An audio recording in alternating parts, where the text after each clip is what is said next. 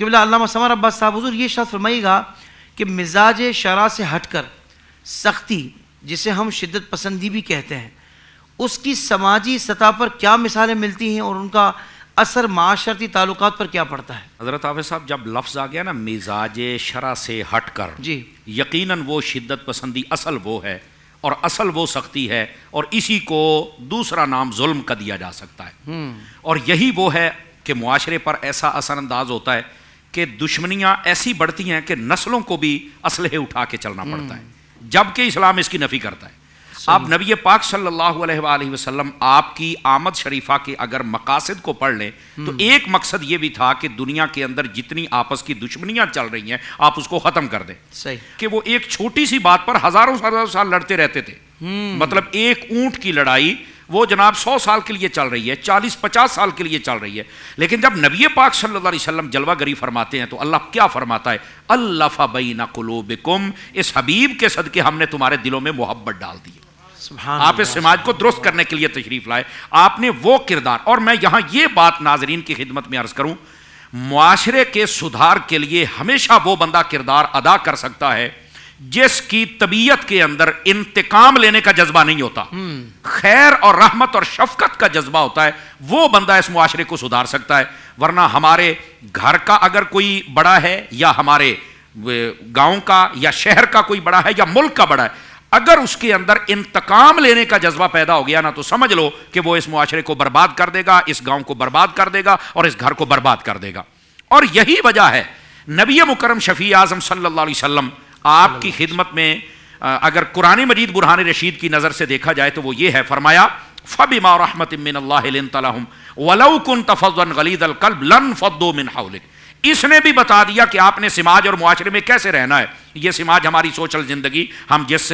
Community میں رہ رہے ہیں ان کے ساتھ ہمارا رہن سہن کیسا ہونا چاہیے، رشتہ داری کی صورت میں، گلی محلے کی صورت میں، اپنے ملک کی سطح پر۔ نبی پاک صلی اللہ علیہ وسلم کو بتا دیا کہ اللہ رب العزت نے آپ پر رحمت فرمائی، آپ کو نرمی عطا کی ہے، جس کی وجہ سے آپ ہر بندے کی اصلاح فرماتے ہیں، اور یہ وہی چیز ہے کہ یہ لوگ آپ کے ارد گرد بیٹھے رہتے ہیں۔ یہ دوسری بات ہے۔ اب تیسری بات سمجھنے والی ہے، ہمارے معاشرے میں بگاڑ کب پیدا ہوتا ہے، اور اس کی جو آپ نے پوچھا مثالیں کیا اور کیسے ہوتا ہے،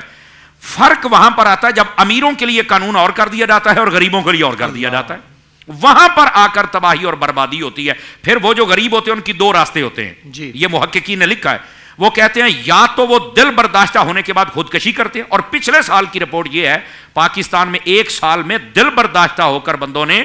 15,000 بندے تھے جنہوں نے خودکشی کی ہے، پچھلے سال کی رپورٹ ہے۔ اور یہ ایسی وڈیروں کے ظلم سہتے سہتے بیچارے دل برداشتہ ہوتے ہیں اور چلے جاتے ہیں۔ ان سے بھی گزارش ہے آپ صبر کریں، اللہ رب العزت آپ کو اجر عطا فرمائے گا، برداشت فرمائے۔ دوسری بات یہ ہے کہ جب ناانصافی ہوتی ہے امیروں کے لیے اور غریبوں کے لیے، وہ غریبوں کے بچے پھر اپنے اندر، ان کے اندر بھی ایک انتقام کا جذبہ پیدا ہوتا ہے، وہ چور ڈاکو اور لٹیرے بن کے معاشرے کے ناسور بن جاتے ہیں۔ اصل اس کے پیچھے سبب یہ ہے کہ سماج کے وہ لوگ جنہوں نے انصاف دینا تھا انہوں نے چند گھرانوں کو بچایا اور باقیوں کو برباد کرنے پر لگ گئے۔ میں حدیث شریف بات ختم کرتا ہوں۔ نبی پاک صلی اللہ علیہ وسلم کی خدمت میں